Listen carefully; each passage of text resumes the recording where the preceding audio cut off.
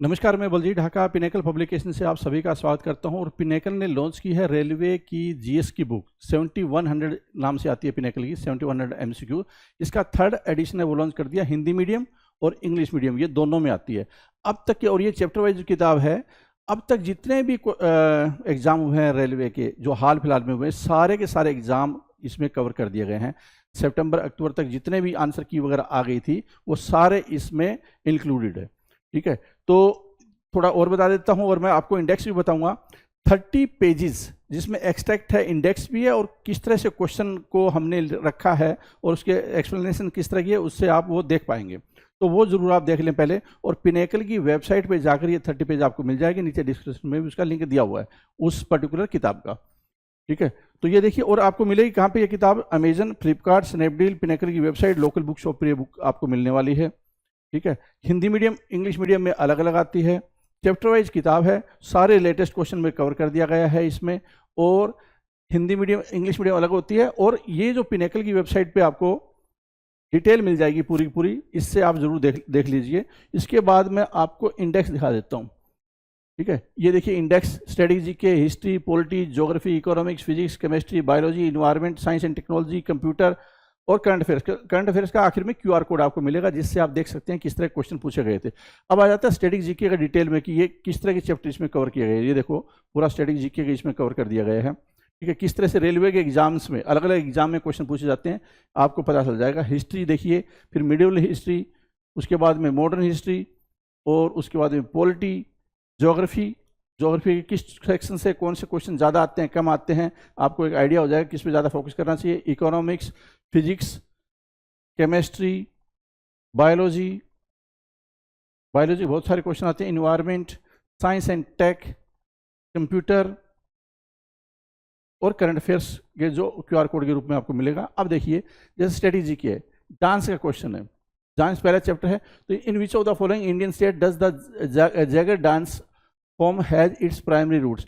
NTPC का जो अगस्त में हुआ था, जो नवंबर अभी हाल फिलहाल में सितंबर अक्टूबर में आंसर किया है, उसको भी इंक्लूड कर दिया गया है। ठीक है, तो आप इसी से देख सकते हैं कि पूरी लेटेस्ट किताब है ये।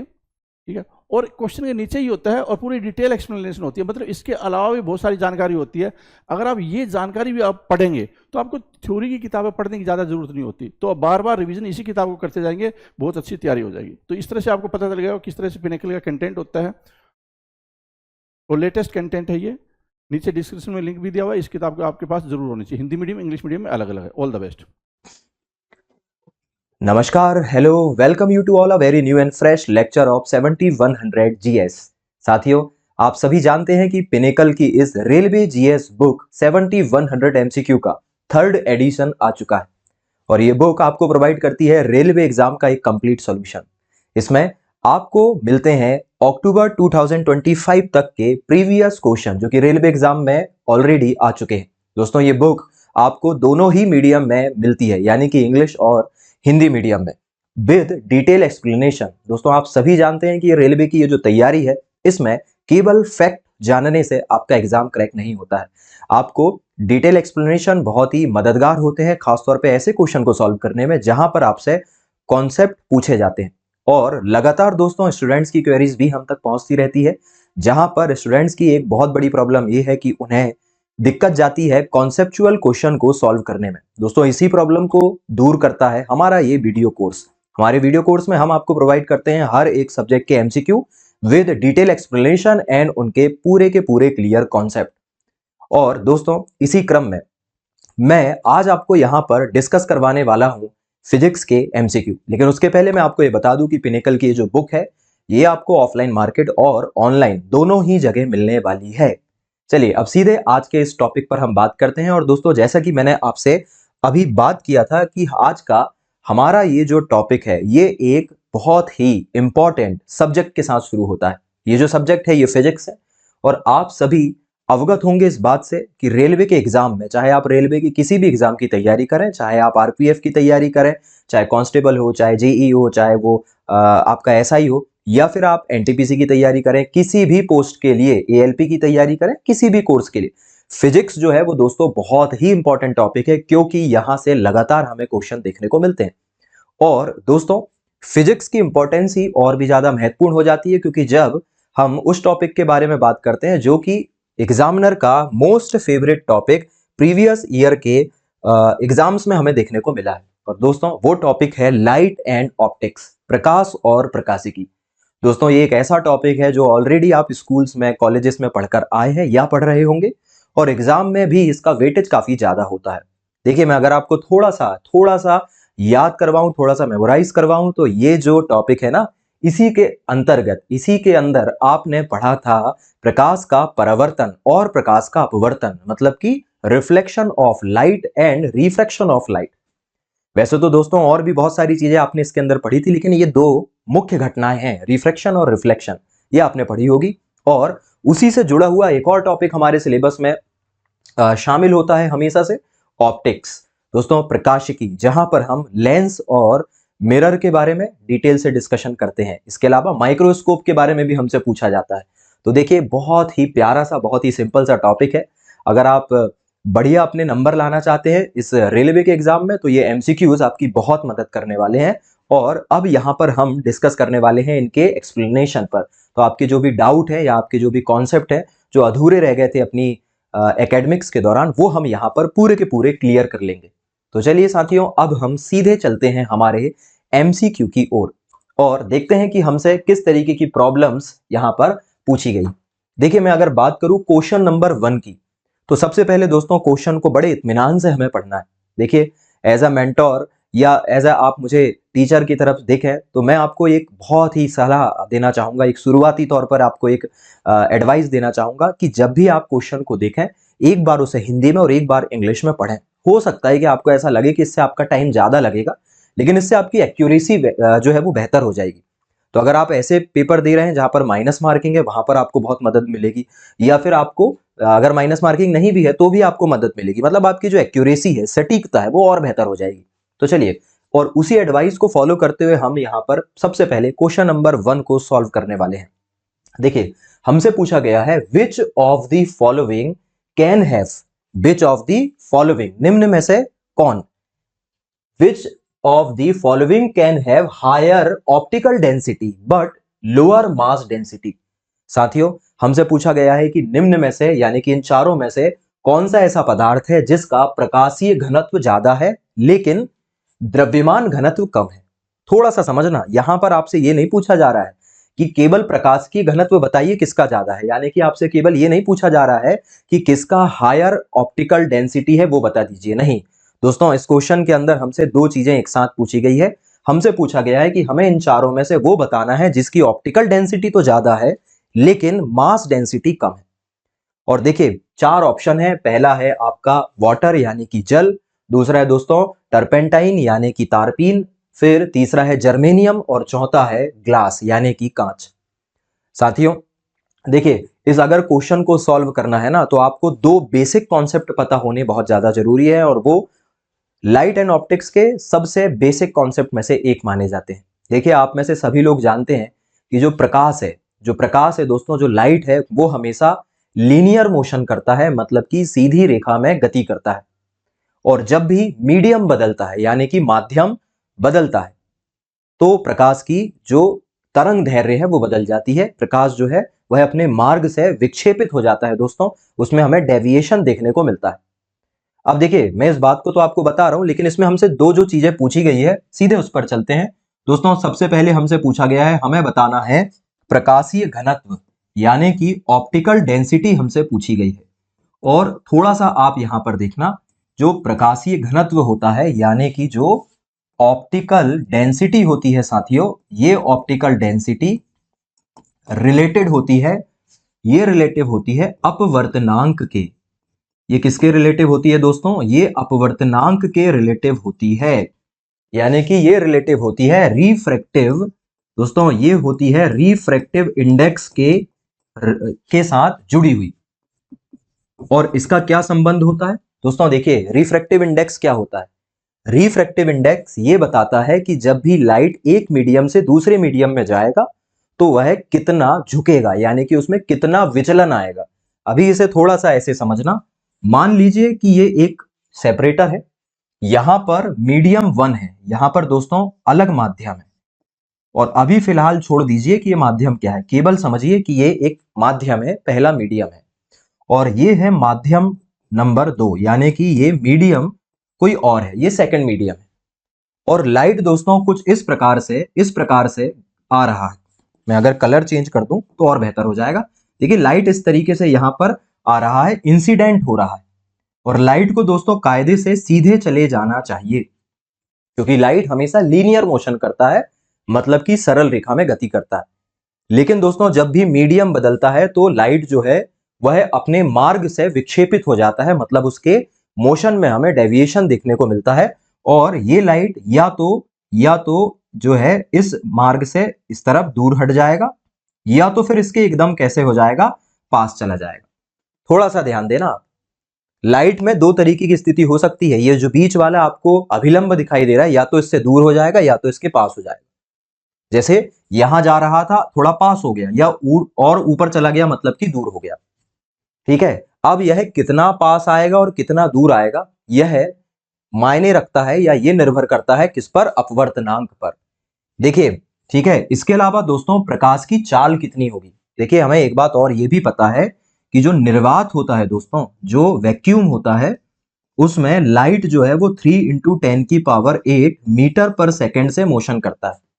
प्रकाश की गति कितनी होती है निर्वात में, 3 × 10⁸ मीटर पर सेकेंड, यानी कि 1 सेकंड में लाइट इतना चलता है, लेकिन वैक्यूम में।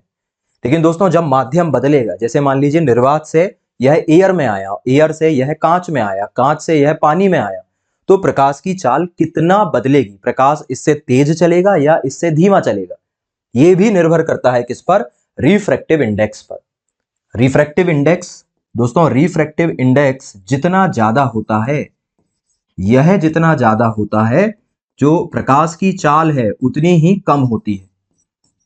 थोड़ा ध्यान देना, और यह जितना कम होता है, प्रकाश की चाल जो है वो उतनी ही दोस्तों ज्यादा होती है। यानी कि लाइट की स्पीड किस में निर्भर करती है, रिफ्रैक्टिव इंडेक्स पर निर्भर करती है। और हमसे ये पूछा जा रहा है कि इसमें से किसका रिफ्रैक्टिव इंडेक्स दोस्तों ज्यादा है, लेकिन साथ में द्रव्यमान घनत्व कम है।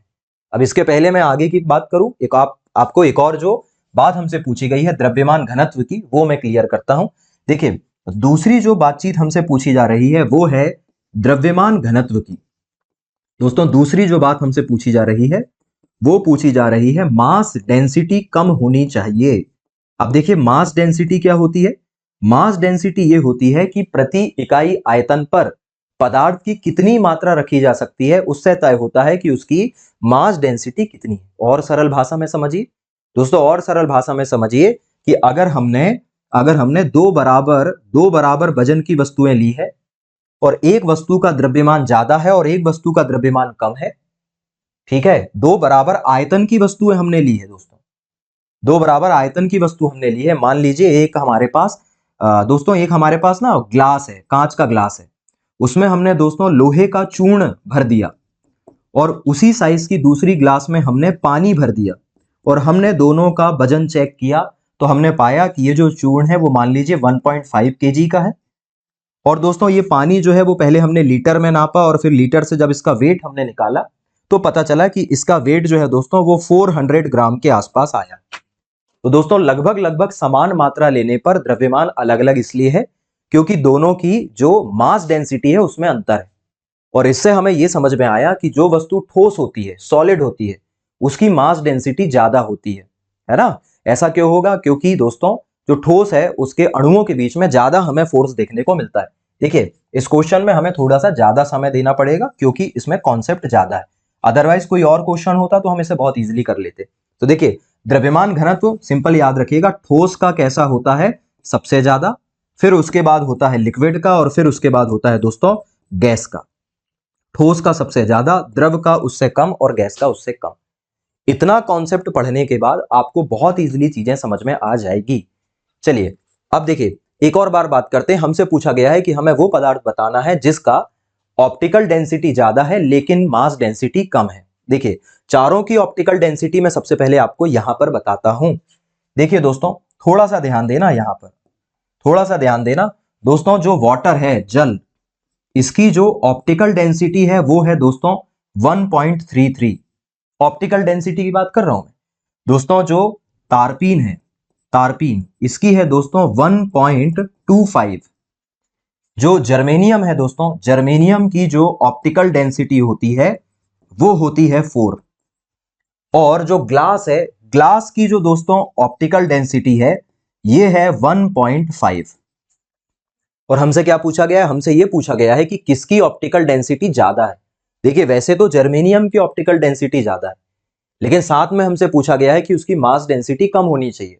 और दोस्तों जर्मेनियम की ऑप्टिकल डेंसिटी भी ज्यादा निकलेगी और मास डेंसिटी भी ज्यादा निकलेगी, क्योंकि जर्मेनियम क्या है? ठोस है। तो जर्मेनियम तो इसका आंसर नहीं हो सकता साथियों, क्योंकि यह दोनों ही ज्यादा रखता है। दूसरा क्या है? दूसरा है दोस्तों कांच। और कांच भी नहीं हो सकता, क्योंकि कांच भी ठोस है और इसकी भी मास डेंसिटी बाकियों की तुलना में ज्यादा होगी। अब दोस्तों क्या बचा है? वाटर और तारपीन। और देखिए वाटर और तारपीन में जो आंसर है दोस्तों वो आना चाहिए तारपीन, क्योंकि दोस्तों देखिए वाटर की ऑप्टिकल डेंसिटी तो ज्यादा है दोस्तों, लेकिन मास डेंसिटी भी तारपीन से ज्यादा है। और इसका सही आंसर आएगा दोस्तों टर्पेंटाइन यानी कि तारपीन, क्योंकि इसकी दोस्तों ऑप्टिकल डेंसिटी जो है वो 1.5 है, लेकिन यह एक हल्का द्रव्य है, पानी के ऊपर तैरता रहता है, यानी कि पानी से हल्का है। इसीलिए दोस्तों इसका सही आंसर क्या आएगा? टर्पेंटाइन तारपीन आएगा, क्योंकि इसकी ऑप्टिकल डेंसिटी बहुत ज्यादा है, लेकिन इसकी जो मास डेंसिटी है वो कम है, पानी से भी कम है, इसलिए पानी के ऊपर तैरते रहता है। चले देखिए, इस पर हमने थोड़ा सा ज्यादा समय इसलिए खर्च किया है क्योंकि हमारा पहला क्वेश्चन था और इसमें दो छोटे छोटे कॉन्सेप्ट हमें डिटेल से समझने थे। चलिए अब आगे की तरफ हम बढ़ने वाले हैं और हमारा क्वेश्चन नंबर 2 बहुत ही फैक्चुअल है, बहुत ही सिंपल फैक्ट हमसे पूछा गया है साथियों। दोस्तों हीरे के लिए क्रांतिक कोण लगभग कितना होता है? खालिस्तान होता है, हमसे ब्लैंक पूछा गया। इंग्लिश में बात करूं तो the critical angle for diamond is approximately. दोस्तों इसका सही आंसर क्या आएगा ये हमें बताने के लिए एक बहुत ही सिंपल कॉन्सेप्ट पता होना चाहिए, पूर्ण आंतरिक परावर्तन यानी कि टोटल इंटरनल रिफ्लेक्शन। और उसी से जुड़ा हुआ टॉपिक होता है यह, यानी कि जो आपसे पूछा जा रहा है क्रिटिकल एंगल, जो आपसे पूछा जा रहा है ना, ये क्रिटिकल एंगल उसी के अंतर्गत आता है। एक बार फिर मैं आपको क्वेश्चन पढ़ के बताता हूं, the critical angle for diamond is approximately कितना? हीरे के लिए क्रांतिक कोण का मान कितना होता है ये आपसे पूछा जा रहा है। और इसके 4 ऑप्शन है, 45 डिग्री यानी कि 45 डिग्री, 24.4 डिग्री, 60 डिग्री या फिर 31.8 यानी कि 31.8 डिग्री। इसका सही आंसर हमें बताना है। और देखिए दोस्तों बहुत ही फैक्चुअल जानकारी है, फैक्ट है यहां पर, और इसका सही आंसर है 24.4। दोस्तों ये इसका क्रांतिक कोण है। अब देखिए आंसर तो मैंने बता दिया, लेकिन थोड़ा सा यहां पर समझिएगा, मैं आपको अब एक कॉन्सेप्ट बताता हूं, यह क्रांतिक कोण क्या होता है। दोस्तों देखिए आप सभी जानते हैं कि प्रकाश का एक माध्यम से दूसरे माध्यम की ओर जाना, थोड़ा सा ध्यान से समझिएगा दोस्तों, थोड़ा सा ध्यान से समझिएगा, ये है मीडियम नंबर 1 और ये है दोस्तों मीडियम नंबर 2। ठीक है दोस्तों, ये है मीडियम नंबर 1 और ये है मीडियम नंबर 2। ये मीडियम जो है दोस्तों ये है ग्लास, ये है कांच, और ये है दोस्तों ये जो माध्यम आपको दिख रहा है ये है हवा यानी कि एयर। दोस्तों हमने 2 मीडियम लिए हैं यहां पर, एक मीडियम लिया है हमने ग्लास और एक मीडियम लिया है हमने एयर। देखिए ग्लास जो है ना यह एक डेंसर मीडियम है, यह एक सघन माध्यम है क्योंकि ये ठोस है, और जो एयर है दोस्तों यह रेयरर यानी कि विरल माध्यम है, मतलब कि यह पतला रेयर मीडियम है। और दोस्तों जब भी लाइट इस तरीके से एक माध्यम से दूसरे माध्यम में आता है, तो दोस्तों जब एक माध्यम से दूसरे माध्यम में प्रकाश आता है तो उसे वैसे तो सीधी रेखा में गमन करना चाहिए, उसे किस प्रकार गति करना चाहिए? लीनियर मोशन करना चाहिए। लेकिन चूंकि दोस्तों मीडियम बदल रहा है, क्या हो रहा है? मीडियम बदल रहा है दोस्तों, और मीडियम बदलने के कारण क्या होगा? अब देखिए यहां पर सिंपल नियम है, नियम यह है कि जब भी कोई प्रकाश की किरण सघन से विरल माध्यम में आती है दोस्तों, जब भी कोई प्रकाश की किरण सघन से विरल माध्यम में आती है तो वह अभिलंब से दूर हट जाती है। क्या हो जाती है? अभिलंब से दूर हट जाती है। मतलब ये जो आपको लाइट दिख रहा है ये अब यहां से ना जाकर दोस्तों थोड़ा सा नीचे से जाने लगेगा। क्या होने लगेगा? नीचे से जाने लगेगा। क्या इतनी बात समझ में आ रही है? ठीक है, तो दोस्तों इस प्रकार की घटना तो हम ऑलरेडी पढ़कर आए हैं और इसे कहा जाता है अपवर्तन। इसे प्रकाश का रिफ्रैक्शन कहते हैं। अब देखिए, इस रिफ्रैक्शन की एक विशेष स्थिति होती है दोस्तों। इस रिफ्रैक्शन की एक विशेष स्थिति होती है। स्थिति यह है कि दोस्तों, यह स्थिति ये होती है कि हमेशा प्रकाश की किरण जो है वो सघन से विरल में जाना चाहिए। तो मान लीजिए नीचे पानी भरा हुआ है, नीचे जो है वो दोस्तों पानी है, वाटर है, जो कि एक डेंसर मीडियम है। यह डेंस मीडियम है दोस्तों। और ऊपर की तरफ जो है वो एयर है, हवा है, यानी कि वह एक रेयरर मीडियम है, यानी कि विरल माध्यम है।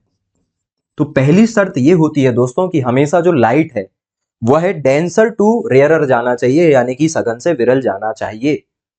अब बीच की जो लाइन दिख रही है आपको, इसे मान लीजिए अभिलंब यानी कि परपेंडिकुलर। और देखिए, अब लाइट जो है दोस्तों वह इस दिशा से इस दिशा में जा रहा है। मान लीजिए लाइट कुछ इस तरीके से जा रहा है।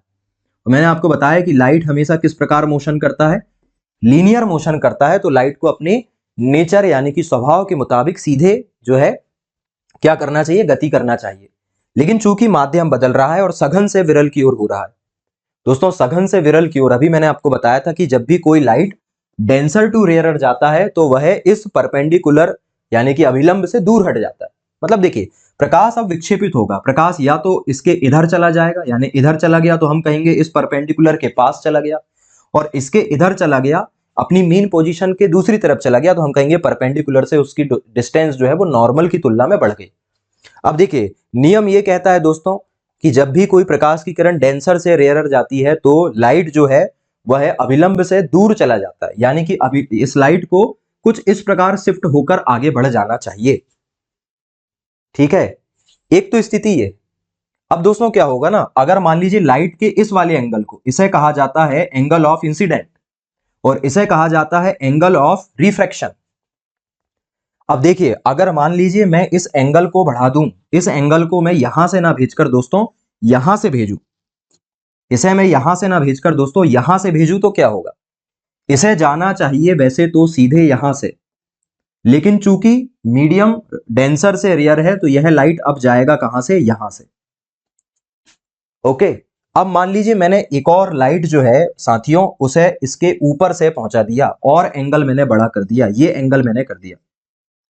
और दोस्तों इस पर्टिकुलर एंगल पर ये जो एंगल बन रहा है, इस एंगल, ये इस वाले ब्लू लाइट के लिए एंगल ऑफ इंसिडेंट है। लेकिन इस एंगल के लिए लाइट जो है दोस्तों वो इस परपेंडिकुलर के 90 डिग्री पर जाने लगा। ये कुछ ऐसा एंगल बना कि इसके लिए जो लाइट है वो अपवर्तित होकर इस वाले अभिलंब से 90 डिग्री का हो गया। तो दोस्तों अब ये जो एंगल ऑफ इंसिडेंट है, यानी कि ये जो आपतन कोण है, अब ये कोई साधारण आपतन कोण नहीं रहा। अब यह आपतन कोण एंगल ऑफ इंसिडेंट एक विशेष एंगल में बदल चुका है और उस विशेष एंगल को क्रांतिक कोण कहा जाता है। दोस्तों क्या कहा जाता है, क्रांतिक कोण या फिर क्रिटिकल एंगल कहा जाता है, जो आपसे पूछा जा रहा है, क्रिटिकल एंगल कहा जाता है। अब देखिए, इस क्रिटिकल एंगल से बड़ा एंगल अगर आप बनाओगे, इस क्रिटिकल एंगल से दोस्तों अगर बड़ा एंगल बनेगा तो फिर लाइट जो है वह है इसी माध्यम में लौटकर वापस आ जाएगी। एग्जाम्पल के लिए मैं आपको यहां पर बता रहा हूं, थोड़ा सा ध्यान दीजिएगा, मैं आपको यहां पर बता रहा हूं। देखिए, अब मैंने इससे बड़ा एंगल जैसे ही बनाया, ये देखिए ये बड़ा एंगल बनाया, तो अब लाइट लौटकर दोस्तों इसके भी नीचे आ जाएगा, ये देखिए। तो हमने जल से ही जहां से लाइट छोड़ा था उसी मीडियम में वापस आ गया, और इस घटना को कहा जाता है दोस्तों टोटल इंटरनल रिफ्लेक्शन, यानी कि दोस्तों इसे कहा जाता है पूर्ण आंतरिक परावर्तन। और पूर्ण आंतरिक परावर्तन जो होता है दोस्तों, इसी प्रक्रिया के कारण हीरा जो है वो चमकता है। क्लियर बात समझ में आई? चलिए, तो हमारा टॉपिक पूर्ण आंतरिक परावर्तन नहीं था, हमारा जो रियल यहां पर कॉन्सेप्ट था वो था दोस्तों क्रिटिकल एंगल का। और क्रिटिकल एंगल वह एंगल होता है जिससे प्रकाश को डालने पर प्रकाश जो है वह अभिलंब के साथ 90 डिग्री का एंगल बना लेता है। और हीरे के लिए ये जो क्रांतिक कोण है ये कितना है, 24/4 है। चलिए, दो मैंने आपको अभी बेसिक कॉन्सेप्ट जो है साथियों वो कवर करवाए हैं। अब चलिए सीधे आगे बढ़ते हैं क्वेश्चन नंबर 3 की तरफ। दोस्तों अब हम बात कर रहे हैं क्वेश्चन नंबर 3 की। और देखिए क्वेश्चन नंबर 3 जो है वो साथियों फिर से जो है वो यहां पर जो है चलिए क्वेश्चन नंबर 3 की हम बात कर रहे हैं। क्वेश्चन नंबर 3 दोस्तों वही है ना, रिपीट हो गया है। देखिए the critical angle for diamond is approximately, दोस्तों अभी मैंने समझाया है एक हीरे के लिए क्रांतिक कोण का मान कितना होता है। हीरे के लिए क्रांतिक कोण का मान होता है 24.4, जो कि अभी हमने डिस्कस किया, ठीक है। और क्रांतिक कोण क्या होता है जो कि मैं ऑलरेडी समझा चुका हूं। चलिए आगे बढ़ते हैं, समय खराब नहीं करेंगे। चलिए क्वेश्चन नंबर 4 की यहां पर बात कर रहे हैं साथियों। और देखिए इसे बहुत इत्मीनान से पढ़ना पड़ेगा। देखिए आपसे पूछा जा रहा है परावर्तन के दूसरे नियम के अनुसार, दोस्तों परावर्तन के दूसरे नियम के अनुसार मतलब कि according to the second law of reflection, सभी आपतित किरण आपतन बिंदु पर दर्पण के अभिलंब और परावर्तित किरण खालिस्तान होती है। यानी कि दोस्तों according to the second law of reflection all the incident ray the normal to the mirror at the point of incident and the reflected ray. दोस्तों आपसे क्या पूछा जा रहा है, आपसे पूछा जा रहा है परावर्तन के दूसरे नियम के अनुसार, दूसरे नियम के अनुसार आपतित किरण आपतन बिंदु पर अभिलंब और परावर्तित किरणें कहां होती है। बहुत बेसिक बातचीत है, एकदम आपसे नियम का नियम पूछ लिया गया है। बिल्कुल भी यहां पर आप माइंड यूज नहीं करेंगे तो भी काम चल जाएगा, बस आपका कॉन्सेप्ट क्लियर होना चाहिए। पहले ऑप्शन देख लीजिए। देखिए लाई इन द डिफरेंट प्लेन मतलब कि अलग अलग तलों पर स्थित होती है। दूसरा are parallel to each other, एक दूसरे के समांतर होती है। तीसरा lie in the same plane, एक ही तल में स्थित होती है। और are mutually perpendicular to each other, यानी कि एक दूसरे के लंबवत होती है। दोस्तों हमें ना 9th क्लास में ही यह सिखा दिया गया था। मैं थोड़ा सा आपको याद दिलाता हूं दोस्तों, आपको मैं यहां पर याद दिलाने वाला हूं दोस्तों परावर्तन के दो नियम। मैं यहां पे आपको एकदम कॉन्सेप्ट आपके क्लियर करवाने वाला हूं। देखिए दोस्तों मैं आपको याद दिला रहा हूं परावर्तन का नियम, थोड़ा सा ध्यान देना यहां पर। दोस्तों लॉ ऑफ रिफ्लेक्शन की मैं आपसे यहां पर बात कर रहा हूं। और परावर्तन के नियम कितने होते हैं, दो होते हैं साथियों। पहला नियम यह है, पहला नियम यह है दोस्तों, पहला नियम क्या है, पहला नियम यह है कि जो आपतन कोण होता है दोस्तों, जो आपतन कोण होता है और जो परावर्तन कोण होता है वह एक दूसरे के बराबर होते हैं। दोस्तों आपतन कोण और परावर्तन कोण एक दूसरे के बराबर होते हैं, ये पढ़ाया गया है हमें। यानी कि angle of incident and angle of reflection बराबर होते हैं, I इक्वल्स टू आर, ये हमें बताया गया था बचपन से ही, ठीक है। I इक्वल्स टू आर बताया गया था। चलिए मैं और आसान कर देता हूं, अगर आपका साइंस बैकग्राउंड नहीं भी रहा होगा और चीजें आप भूल भी गए होंगे तो सीधे मैं आपको ना एक डायग्राम से समझा देता हूं। देखिए भाई ये दोस्तों एक तल है और ये है एक नॉर्मल यानी कि अभिलंब, या आप इसे परपेंडिकुलर भी बोल सकते हैं। और दोस्तों इस तरफ से आ रही है एक प्रकाश की किरण और यह परावर्तन के बाद इस तरफ जा रही है।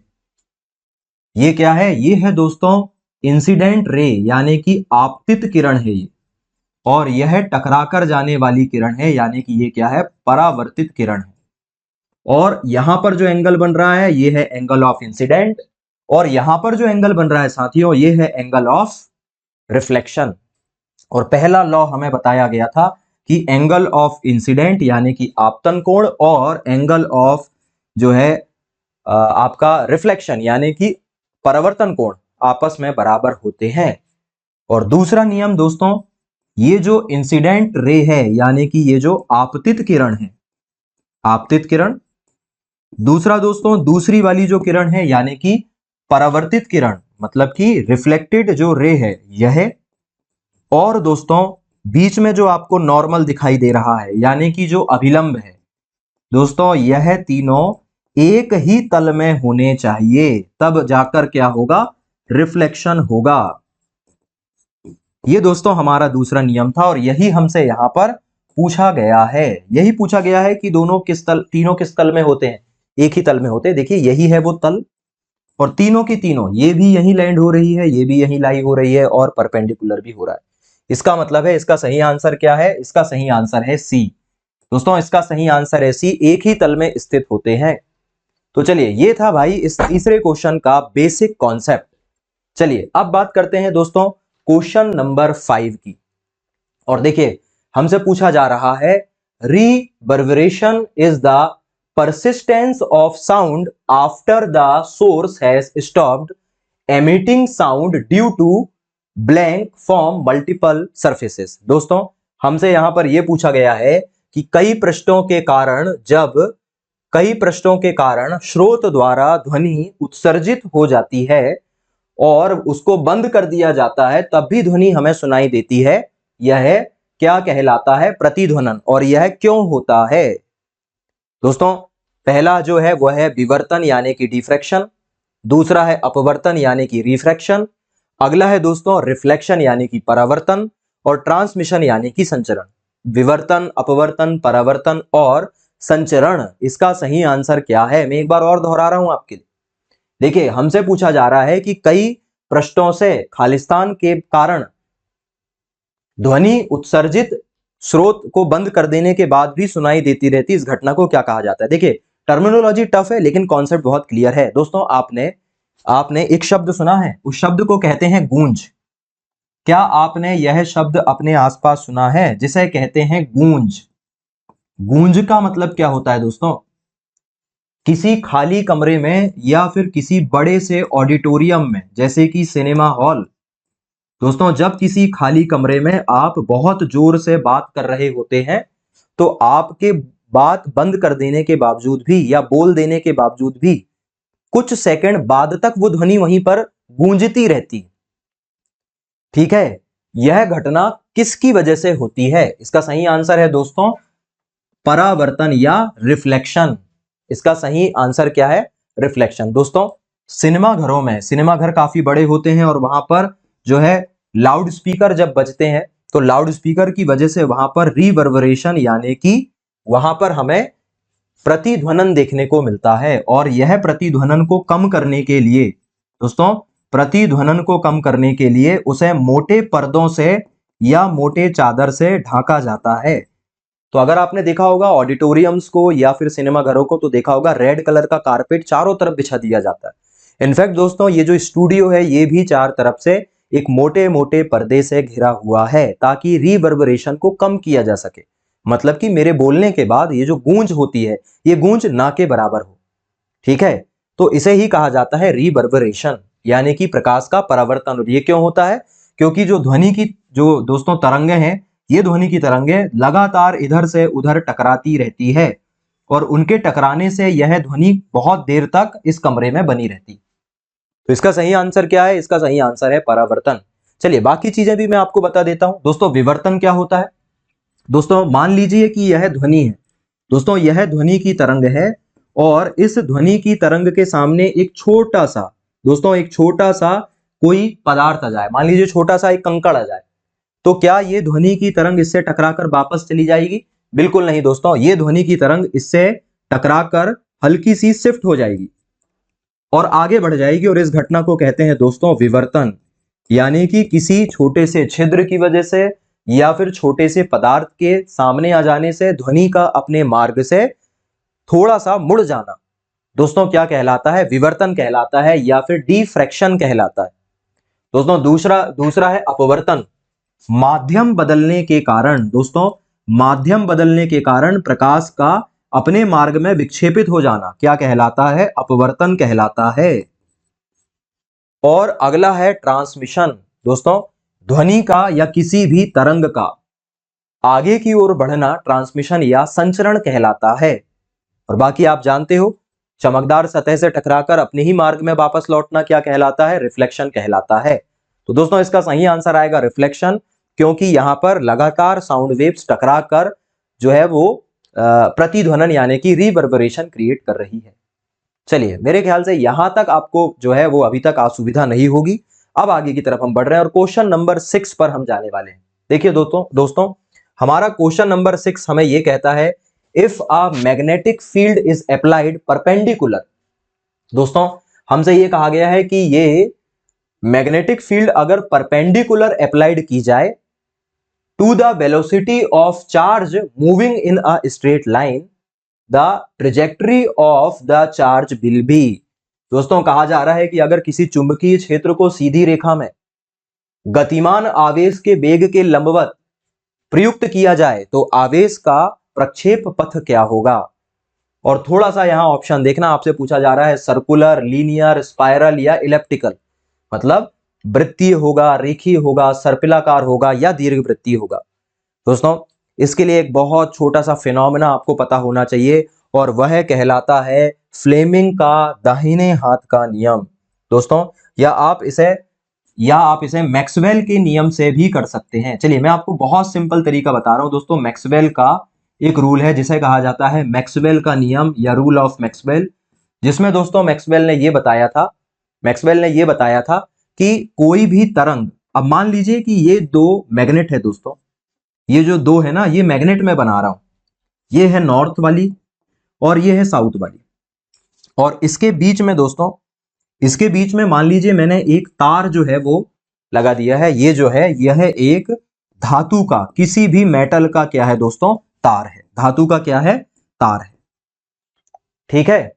और दोस्तों जैसे ही इस धातु, थोड़ा सा ध्यान देना दोस्तों, हमसे पूछा गया है कि अगर किसी चुंबकीय क्षेत्र को, ये मैंने चुंबकीय क्षेत्र बना दिया, ये मैंने मैग्नेटिक फील्ड बना दिया, इसे सीधी रेखा में गतिमान आवेश, ये एक सीधी रेखा का तार है दोस्तों, ये सीधी रेखा का तार है और इसमें जो आवेश है दोस्तों वो इस तरीके से बह रहा है। सीधी रेखा में बहने वाले आवेश के वेग के लंबवत, देखिए जो वेग है वो इस दिशा में और चुंबकीय क्षेत्र लग रहा है इस दिशा में, यानी कि हमने सही बनाया है, हमने परपेंडिकुलर एक मैग्नेटिक फील्ड बना दी है। प्रयुक्त किया जाए तो आवेश का प्रक्षेप पथ क्या होगा।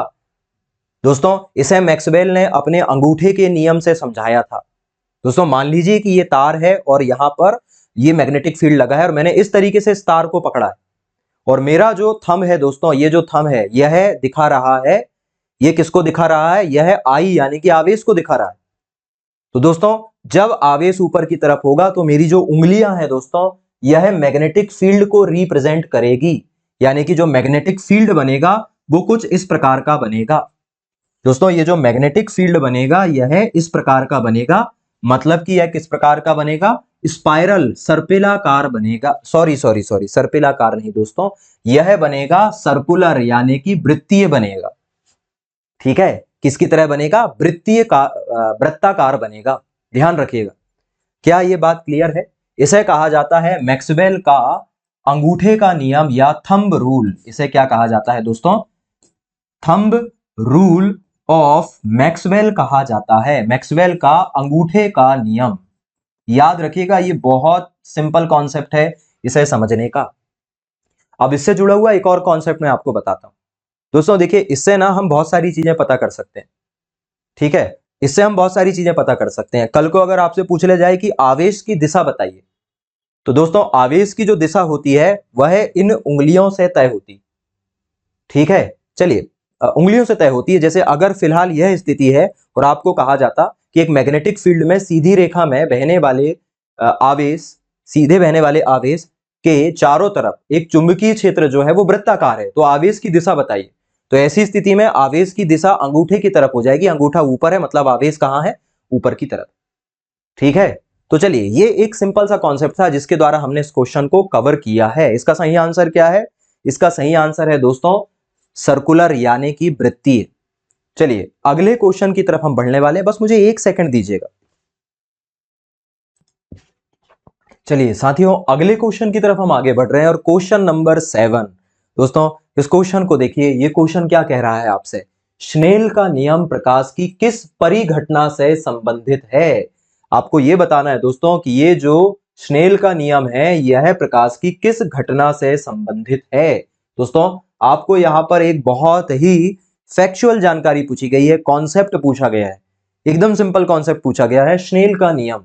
और दोस्तों स्नेल का नियम जो है वो प्रकाश की किस परिघटना से संबंधित है, मतलब Snell's law is associated with which phenomena of light.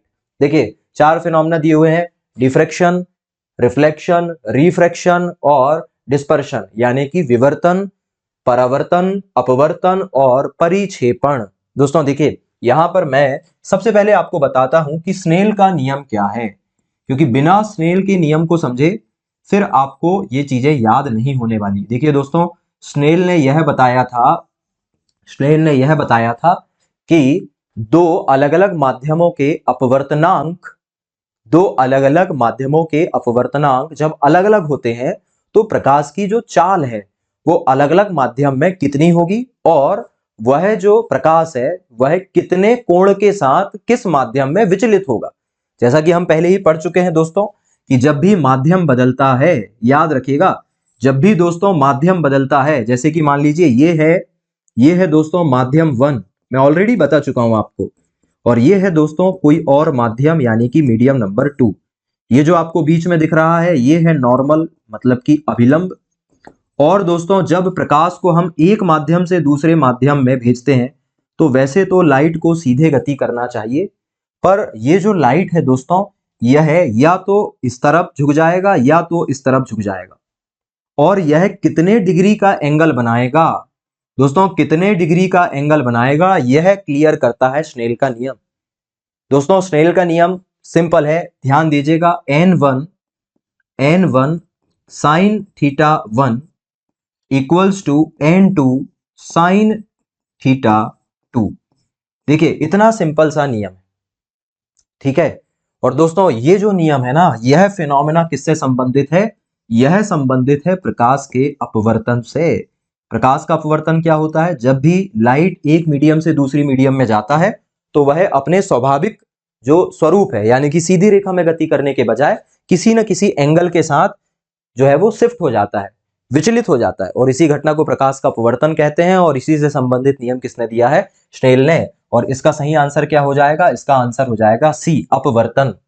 बाकी मैं अभी आपको पिछले क्वेश्चन में विवर्तन परावर्तन ऑलरेडी क्लियर करवा चुका हूं। चलिए आगे की अब हम बात कर रहे हैं और अब हम देख रहे हैं क्वेश्चन नंबर 8। जल्दी से देखिए इस क्वेश्चन नंबर 8 को। क्वेश्चन नंबर 8 आपसे कह रहा है दोस्तों, निर्वात में एक प्रकाश तरंग की तरंग दैर्घ्य 300 नैनोमीटर है। इंग्लिश में a light wave has a wavelength of, दोस्तों wavelength of 300 nanometre in vacuum.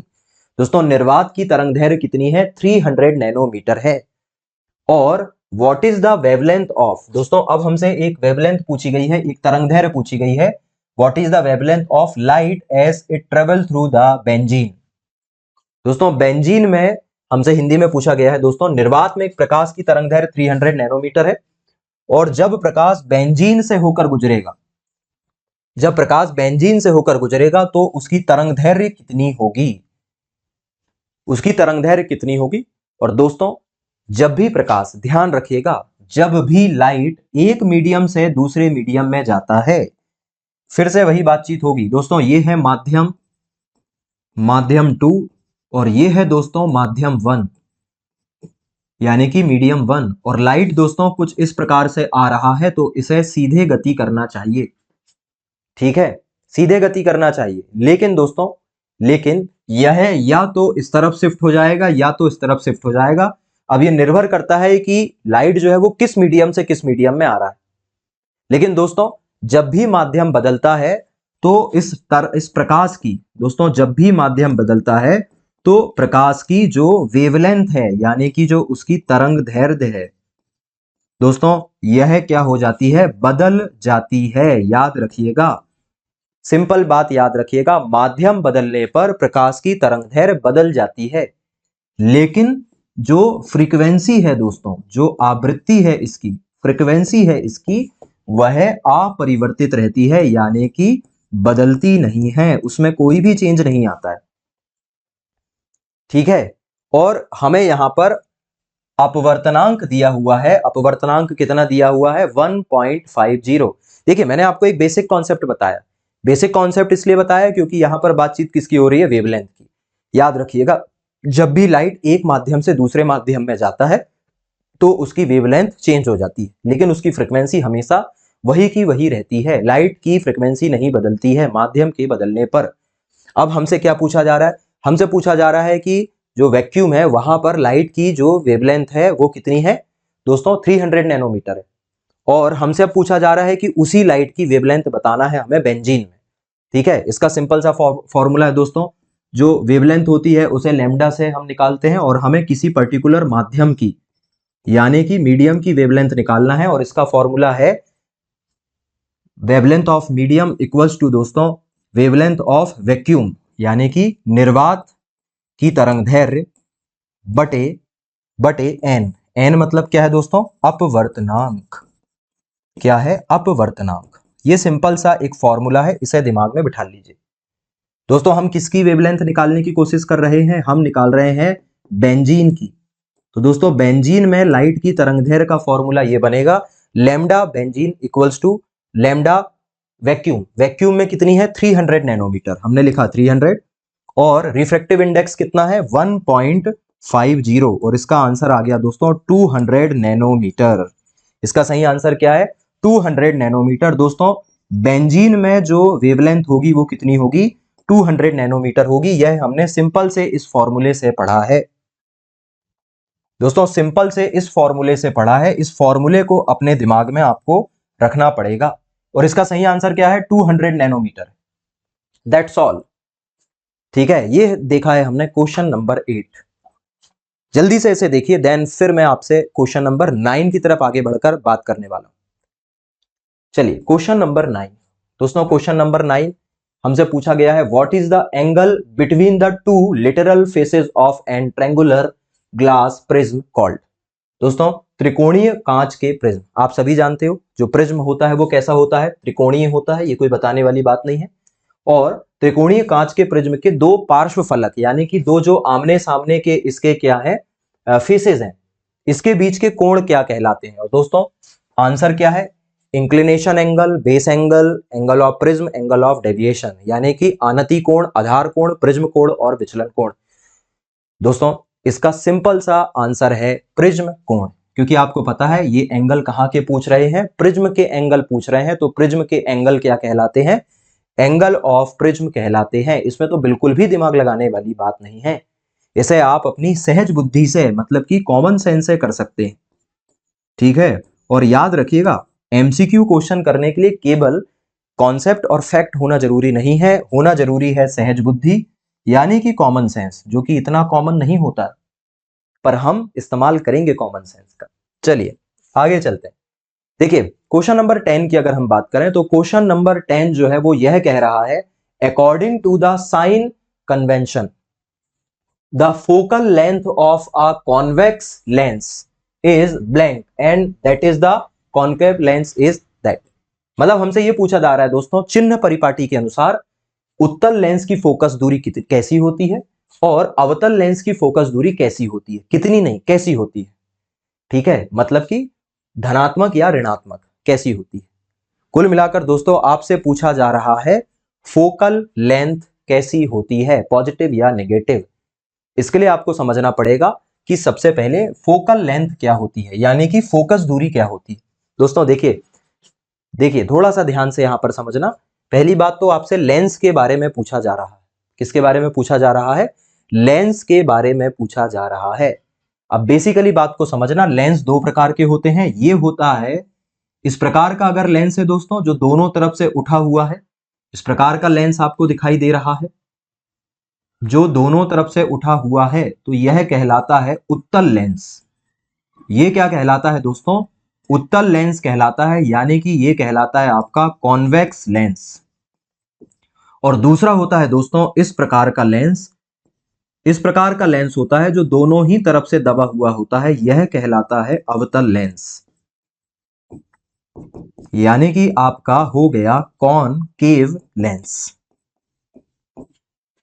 Clear है इतनी बातें? अब ध्यान से पढ़िएगा, देखिएगा हमसे पूछा गया है साइन कन्वेंशन, यानी कि चिन्ह परिपाटी के अनुसार क्या स्थिति होगी। देखिए इस वाले लेंस में मान लीजिए कि लाइट जो है, मान लीजिए कि जो लाइट है वो इस तरफ से आ रहा है। दोस्तों इस तरफ से लाइट आ रहा है, इसमें भी लाइट इस तरफ से आ रहा है। देखिए ये वाला जो हिस्सा है ना इस अवतल लेंस का, वो एक कभी ना कभी एक ऐसे गोले का हिस्सा रहा होगा, जिसे काटकर हमने आधा लेंस बनाया। हमारे पास दो गोले रहे होंगे दोस्तों, एक गोला ये रहा होगा, एक गोला हमारे पास ये रहा होगा, और एक गोला हमारे पास ये रहा होगा। हमने इस वाले गोले का इतना हिस्सा काट लिया और इस वाले गोले का इतना हिस्सा काट लिया और दोनों को जोड़कर बना दिया एक उत्तल लेंस। इसलिए मैं कह रहा हूं कि ये वाला हिस्सा इस प्रकार के गोले का हिस्सा रहा होगा। क्लियर है? मतलब इस वाले गोले का सेंटर रहा होगा ये, जैसे इस गोले का सेंटर रहा होगा सी, सिंपल है। और दोस्तों इस वाले लेंस का बीच वाला हिस्सा कहलाता है इसका ऑप्टिकल सेंटर ओ, और इन दोनों के बीच की जो दूरी है वो कहलाती है इसकी फोकल लेंथ यानी कि एफ। क्या कहलाती है? एफ कहलाती है। तो दोस्तों इस वाले हिस्से की जो फोकल लेंथ है वो मान लीजिए थोड़ी देर के लिए कि यहां पर है। कहां पर है? यहां पर। ठीक है। इसी तरीके से दोस्तों अगर हम अवतल लेंस की बात करें तो अवतल लेंस का ये वाला हिस्सा ऐसे ही किसी इस प्रकार के गोले का हिस्सा रहा होगा, और इस गोले का सेंटर रहा होगा ये सी, और इसका जो ऑप्टिकल सेंटर है वो है ये, और दोनों के बीच की दूरी कहलाएगी एफ। अब ध्यान से सुनिएगा, ध्यान से सुनिएगा, चिन्ह परिपाटी क्या कहती है, साइन कन्वेंशनल यहां पर बातें क्या कहती है। देखिए यहां पर यह बात है कि प्रकाश की दिशा में, दोस्तों ध्यान देना, प्रकाश की दिशा में मापी गई दूरी धनात्मक बोली जाती है। मापी गई दूरी दोस्तों कैसी होती है? धनात्मक होती है। और वाइस वर्सा है, मतलब प्रकाश की दिशा के विपरीत नापी गई दूरी ऋणात्मक होती है। अब देखिए लाइट इस दिशा में आ रहा है और फोकल लेंथ भी आप इसी दिशा में नाप रहे हो, मतलब इसकी फोकल लेंथ कैसी हो गई? पॉजिटिव। दोस्तों इसमें देखिए प्रकाश इस दिशा में आ रहा है लेकिन फोकल लेंथ आप किधर नाप रहे हो? इस तरफ, यानी कि इसकी फोकल लेंथ कैसी हो गई? नेगेटिव। दोस्तों इसका सही आंसर ये है, चिन्ह परिपाटी के अनुसार उत्तल लेंस की फोकल दूरी धनात्मक होती है और अवतल लेंस की फोकल दूरी ऋणात्मक होती है। अब आंसर देखिए, ऋणात्मक धनात्मक नहीं हो सकता, धनात्मक धनात्मक नहीं हो सकता, तीसरा भी नहीं हो सकता। इसका सही आंसर है चौथा, डी, धनात्मक और ऋणात्मक। क्या बातें समझ में आई? चलिए केबल और केबल कॉन्सेप्ट पर बातचीत यहां पर हम कर रहे हैं। ठीक है, चलिए क्वेश्चन नंबर 11 की बातचीत करते हैं दोस्तों।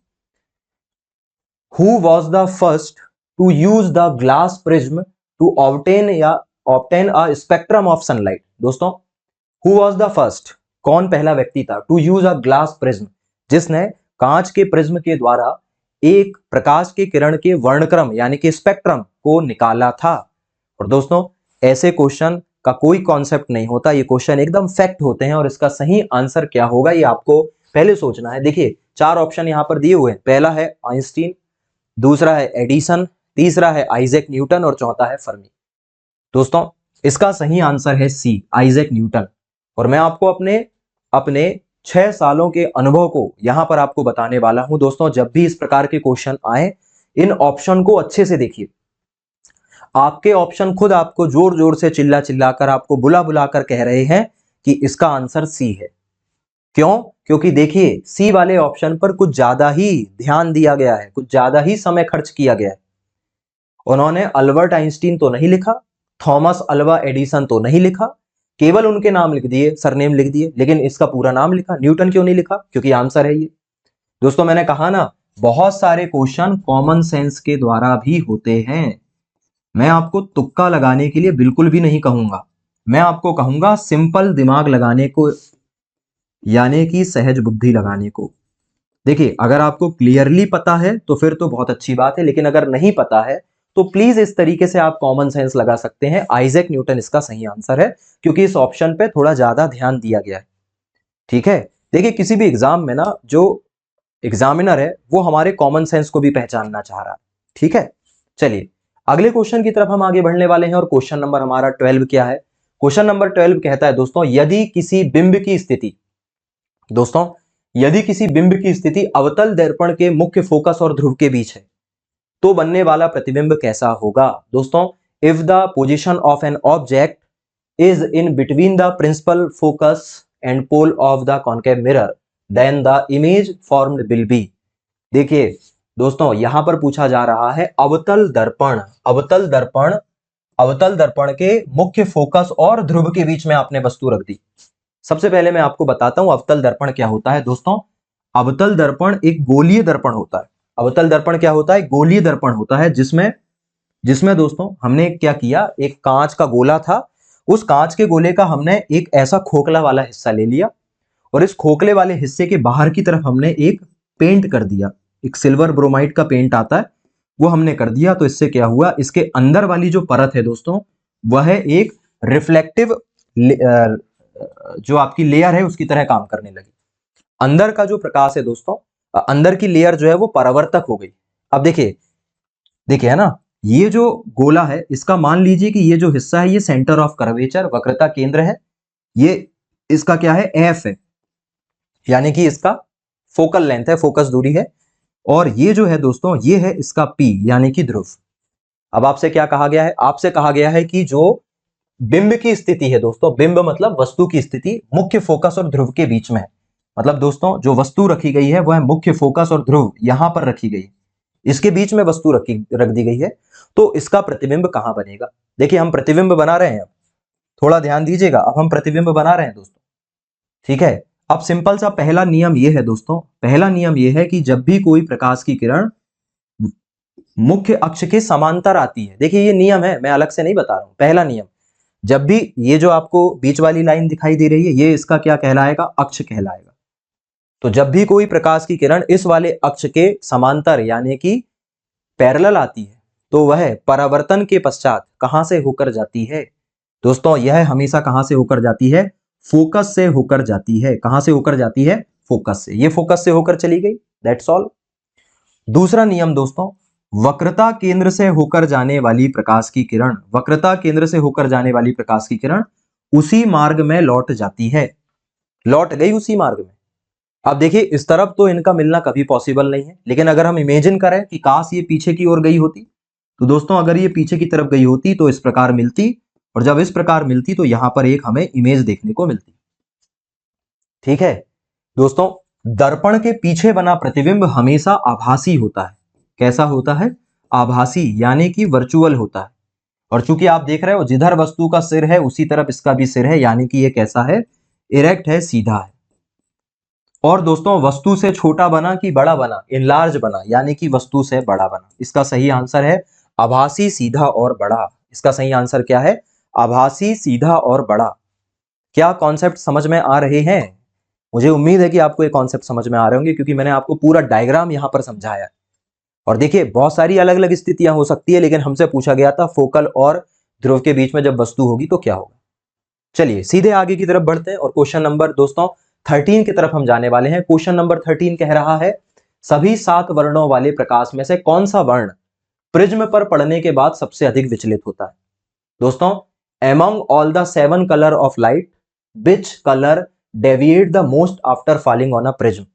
दोस्तों हमसे यह पूछा जा रहा है कि अगर ये एक प्रिज्म है, ये एक क्या है? प्रिज्म है, तो इस प्रिज्म पे जब लाइट आएगा, मान लीजिए कि ये इस तरीके से लाइट यहां पर आ रहा है, ठीक है, तो इस लाइट को कायदे से कैसा चला जाना चाहिए दोस्तों? सीधा चला जाना चाहिए, लेकिन यहां पर है बाहर एयर, और आप जानते हो कि कांच से बना होता है प्रिज्म, फिर है यहां ग्लास, और फिर बाहर क्या है? एयर।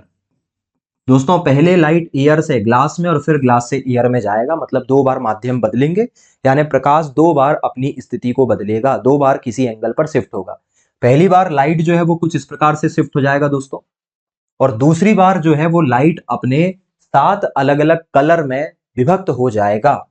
अब कायदे से इसे ऐसे चले जाना चाहिए, लेकिन लाइट सबसे पहले एक कलर में और उसके बाद 7वें कलर में बट जाएगा, ठीक है दोस्तों। यहां पर 1 2 3 4 5 6 और 7 कलर देखने को मिलेंगे।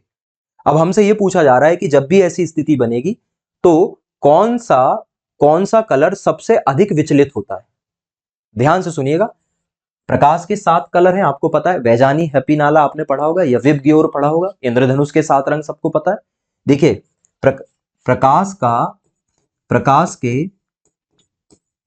दोस्तों प्रकाश के रंग का विचलन, हमसे विचलन पूछा जा रहा है। हमसे क्या पूछा जा रहा है? विचलन, यानी कि डेविएशन पूछा जा रहा है। तो प्रकाश के रंग का विचलन दोस्तों निर्भर करता है किस पर? तरंग दैर्ध्य पर। किस पे निर्भर करता है? तरंग दैर्ध्य पर निर्भर करता है। थोड़ा ध्यान देना यहां पर दोस्तों, जो विचलन है वह तरंग दैर्ध्य के इनवर्सली प्रोपोर्शनल होता है दोस्तों। डेविएशन जो है वह 1/λ होता है, मतलब कि जिसकी तरंग दैर्ध्य ज्यादा होगी उसका डेविएशन कम होगा। और आप सभी जानते हैं कि जो लाल कलर होता है दोस्तों, जो लाल कलर होता है जो लाल कलर होता है, लाल रेड, इसकी तरंगदैर्घ्य सबसे ज्यादा होती है। यही कारण है कि विज्ञापनों में या फिर ब्रेक लाइट में हम रेड कलर का इस्तेमाल करते हैं, क्योंकि इसकी वेवलेंथ ज्यादा है, ये ज्यादा दूरी तक दिखाई देता है। और दोस्तों जो नीला कलर होगा, जो वायलेट बैगनी कलर होगा, इसकी तरंगदैर्घ्य दोस्तों, जो वायलेट कलर है यानी कि जो बैगनी कलर है, इसकी तरंगदैर्घ्य सबसे कैसी होती है, कम होती है, मतलब इसका डेविएशन सबसे ज्यादा होगा। और इसका सही आंसर क्या हो जाएगा, बैगनी। इसका सही आंसर क्या है दोस्तों, बैगनी इसका सही आंसर है। आई होप कि आपको यहां तक चीजें समझ में आई होगी। बहुत बेसिक कॉन्सेप्ट मैंने आपको यहां पर क्लियर करवाया इस क्वेश्चन का। ठीक है, चलिए क्वेश्चन नंबर 14 की तरफ हम आगे बढ़ रहे हैं। और क्वेश्चन नंबर 14 क्या कह रहा है, the focal length of an spherical mirror is 12 centimetre. दोस्तों एक गोलीय दर्पण की फोकस दूरी 12 सेंटीमीटर है, तो इस दर्पण की वक्रता त्रिज्या क्या होगी। दोस्तों the focal length of spherical mirror is 12 centimetre, then the radius of curvature, the radius of curvature of this mirror will be. दोस्तों देखिए हमेशा ध्यान रखिएगा, हमेशा ध्यान रखिएगा, एक गोलीय दर्पण क्या होता है दोस्तों। मान लीजिए कांच का एक गोला था और इस गोले को काटकर हमने दोस्तों इस तरीके से एक मिरर बना लिया। इसका ये वाला हिस्सा हमने यहां पर लिया दोस्तों, इसका ये वाला हिस्सा हमने यहां पर लिया और क्या किया दोस्तों, थोड़ा ध्यान देना, इस वाले हिस्से को हमने लिया ये, और इसके बाहर की तरफ दोस्तों हमने एक पेंट कर दिया सिल्वर ब्रोमाइड का, तो इसके अंदर की परत चमकदार हो गई और यह एक क्या बन गया, दर्पण। ठीक है, पर ध्यान रखिएगा इस गोले का सेंटर क्या था, ये था। ऐसे ही इसका सेंटर क्या है, ये है सी। दोस्तों ये जो अक्ष आपको दिखाई दे रही है, ये इसके बीचों बीच से होकर जा रहा है और ये इसका कहलाएगा पोल यानी कि ध्रुव। और दोस्तों इन दोनों के बीचों बीच की जो स्थिति होती है, इन दोनों के बीचों बीच की स्थिति कहलाती है फोकस। क्या कहलाती है, फोकस कहलाती है दोस्तों। और ध्यान दीजिएगा ये सी क्या है, इसकी त्रिज्या है, ये सी इसकी क्या है दोस्तों, त्रिज्या।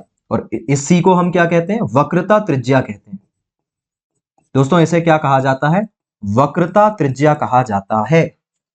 मतलब दोस्तों सिंपल सा फॉर्मूला है, ये जो फोकस दूरी है ये आधी होती है वक्रता त्रिज्या की, यानी दोस्तों सी बराबर होता है F upon two, sorry C बराबर होता है दोस्तों 2f। दोस्तों सी बराबर क्या होगा, 2f। ऐसे 2f मिलाओगे तब तो सी बनेगा। अब आपसे क्या दिया गया है दोस्तों, फोकस दूरी दी हुई है आपकी, तो जल्दी से इसमें रख दीजिए फोकस दूरी 2 × 12। आंसर कितना आ गया, 24। दोस्तों कितना आ जाएगा आंसर, 24 इसका सही आंसर है। जल्दी चलिए, बहुत ही सिंपल सा न्यूमेरिकल था ये, बहुत ही सिंपल सा न्यूमेरिकल था दोस्तों। चलिए क्वेश्चन नंबर 15 दोस्तों क्या कहता है, क्वेश्चन नंबर 15, निम्नलिखित में से कौन सा बिंदु सदैव गोलीय दर्पण के मुख्य अक्ष पर स्थित होता है। Which of the following point always lies on the principal axis of a spherical mirror. दोस्तों मुख्य फोकस या फिर आपतन बिंदु या फिर ध्रुव, इन तीन ऑप्शन में से आपको इस तरीके से बताना है कि क्या ये तीनों हैं। क्या होगा दोस्तों, जल्दी से बताइए क्या होगा, आपतन बिंदु होगा या ध्रुव होगा या मुख्य फोकस होगा। देखिए ये एक स्फेरिकल मिरर है दोस्तों, ये एक स्फेरिकल मिरर है और इसके बाहर की तरफ हमने क्या कर दिया है, एक पेंट कर दिया है, जिससे इसके अंदर की परत जो है वो रिफ्लेक्टर की तरह बन गई। दोस्तों मुख्य अक्ष और इसे मिलाने वाला बिंदु ध्रुव कहलाता है। ये जिस गोले का हिस्सा रहा होगा उसका सेंटर इसकी सेंटर ऑफ कर्वेचर यानी कि वक्रता त्रिज्या कहलाएगी। और दोस्तों इनके बीचों बीच जो होगा वो इसकी फोकल लेंथ होगी। अब ध्यान दीजिए, ये जो मुख्य फोकस है क्या इसके मुख्य अक्ष पर स्थित है, क्या इसके मेन एक्सिस पे स्थित है दोस्तों, बिल्कुल स्थित है, सही है ये। क्या ध्रुव इसके मेन एक्सिस पे स्थित है दोस्तों, बिल्कुल स्थित है। पर दोस्तों आपतन बिंदु तो है ही नहीं अभी, जब तक लाइट नहीं आएगा तब तक आपतन बिंदु तो नहीं आएगा। तो इसका सही आंसर क्या होगा, 1 और 3। दोस्तों इसका सही आंसर क्या है, 1 और 3, मतलब कि इसका सही आंसर हो गया सी। इसका सही आंसर है दोस्तों सी। देखिए 1 और 3 दोनों। चलें आगे की तरफ बढ़ रहे हैं दोस्तों। What determined the color of scattering light in the Tyndall effect? Tyndall effect में प्रकीर्णित होने वाले प्रकाश का वर्ण क्या निर्धारित करता है। सबसे पहले समझिए टिंडल इफेक्ट क्या होता है। भाई टिंडल इफेक्ट क्या होता है दोस्तों, मान लीजिए ये एक छोटा सा घर है, एक छोटा सा घर है हमारा, हम लोग बहुत ही देसी लोग हैं, और हम कबेलू वाले मकान में रहते हैं, और हमारा एक जो कबेलू है दोस्तों, ये कबेलू वाला मकान है हमारा, ये दोस्तों हमारा कबेलू वाला मकान है, और इस कबेलू वाले मकान में यहाँ छोटा सा एक छेद हो गया है, और दोस्तों इस छेद से इस तरीके से लाइट अंदर आ रहा है, और इस लाइट में दोस्तों, इस लाइट में हमें छोटे छोटे छोटे छोटे क्या दिखाई दे रहे हैं, धूल के पार्टिकल उड़ते हुए दिखाई दे रहे हैं दोस्तों। इसी घटना को टिंडल प्रभाव कहा जाता है। इसी घटना को टिंडल इफेक्ट कहते हैं, क्योंकि यह सबसे पहले टिंडल ने बताया था। और दोस्तों यह टिंडल इफेक्ट हमेशा एक कोलाइड सॉल्यूशन में होता है, यह दोस्तों कोलाइड विलयन में पाया जाता है। कोलाइड विलयन आप केमिस्ट्री में पढ़ेंगे। अब ये क्या बताता है, हमें बताना है, क्या यह आने वाले प्रकाश का अपवर्तन कोण बताता है? बिल्कुल नहीं दोस्तों, माध्यम तो एयर ही है, जब माध्यम ही नहीं बदलेगा तो आपतन कोण तो हो नहीं सकता। क्या यह प्रकीर्णित कणों का साइज बताता है? हाँ दोस्तों, साइज तो बताता है, क्योंकि हमें इसमें साइज दिखाई देते हैं, बिल्कुल ये हो सकता है। तीसरा, एंगल ऑफ इंसिडेंट, दोस्तों आपतन कोण तो हो ही नहीं रहा, जब घटना ही नहीं हो रही है तो कैसा आपतन कोण। और दोस्तों दूरी भी नहीं बताता, तो दोस्तों इसका सही आंसर क्या हो गया? इसका सही आंसर हो गया ये साइज बताता है, क्योंकि हमें यहाँ पर साइज दिखाई देते हैं। कॉमन सेंस, सिर्फ और सिर्फ कॉमन सेंस के द्वारा हमने ये क्वेश्चन सॉल्व किया। चलिए आगे बढ़ते हैं दोस्तों। क्वेश्चन नंबर 17 देखिए, एक ऑब्जेक्ट है, an object of height 30 centimetre is placed in the front of concave lens. दोस्तों एक 30 सेंटीमीटर ऊंचाई के, इसे हटा दो ये गड़बड़ है, इस 30 सेंटीमीटर के एक बिंब को, यानी कि एक वस्तु को अवतल लेंस के सामने रखा जाता है, and the an image of height 10 centimetre is form. और दोस्तों 10 सेंटीमीटर की ऊंचाई का एक प्रतिबिंब बनता है। तो मैग्निफिकेशन ऑफ द लेंस निकालना है हमें, लेंस का आवर्धन कितना होता है? दोस्तों लेंस का आवर्धन कितना होता है, ध्यान से सुनिएगा। अच्छा ऑप्शन देख लीजिए, न्यूमेरिकल है, ऑप्शन देखने से आपका काम नहीं चलने वाला। हालांकि मैं यहाँ आपको कॉमन सेंस लगाने का तरीका बताऊंगा। मैंने आपको बताया था उस ऑप्शन को देखिए जो ऑप्शन बाकी सभी ऑप्शन से अलग है। देखिए मैं ये नहीं कह रहा हूं कि ये हमेशा सही होगा, लेकिन यह कईयों बार सही होता है। जैसे देखिए इनमें से एक ही ऑप्शन है जो आपको इस तरीके से दिख रहा है, बाकी सारे ऑप्शन आपको सिंपली दिखाई दे रहे हैं। हालांकि मैं ऐसे तरीके पे मानता नहीं हूं, हम सीधे फॉर्मूला लगाएंगे। दोस्तों आवर्धन का फॉर्मूला क्या होता है थोड़ा देखना। दोस्तों आवर्धन का मतलब होता है मैग्निफिकेशन। दोस्तों इंग्लिश में इसे क्या कहते हैं? मैग्निफिकेशन कहते हैं। और आवर्धन का फॉर्मूला क्या होता है? दोस्तों आवर्धन का फॉर्मूला होता है m equals to h dash upon h, और h डैश होता है दोस्तों प्रतिबिंब की ऊंचाई, सॉरी h डैश का, हाँ h डैश है दोस्तों प्रतिबिंब की ऊंचाई। जल्दी से देखिए इसे। और h है दोस्तों बिंब की, यानी कि वस्तु की ऊंचाई।